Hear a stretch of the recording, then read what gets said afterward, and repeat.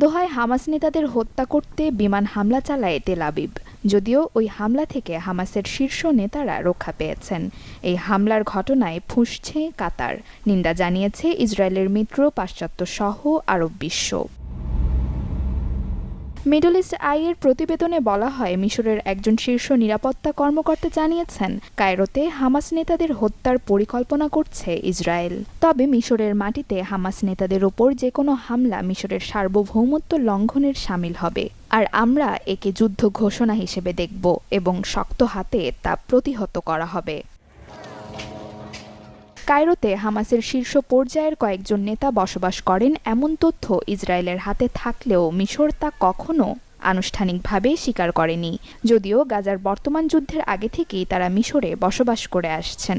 নিরাপত্তার কারণে তাদের পরিচয়, সংখ্যা এবং সঠিক অবস্থান বরাবরই গোপন রাখা হয়েছে।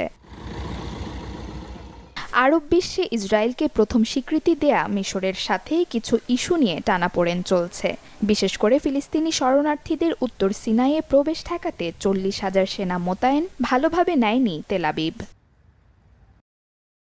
এদিকে ইরানের ইসলামী বিপ্লবী গার্ড বাহিনীর সাবেক প্রধান মহসেন রেজাই সতর্ক করে বলেছেন, যদি ইসরায়েলের বিরুদ্ধে মুসলিম দেশগুলো একটি সামরিক জোট গঠনে ব্যর্থ হয়, তাহলে সৌদি, তুরস্ক ও ইরাকের জন্য ইসরায়েলি বোমা অপেক্ষা করছে। দোহায় ইসরায়েলি হামলার বিরুদ্ধে যে কোনো পদক্ষেপে কাতারের পাশে থাকারও ঘোষণা দিয়েছে ইরান।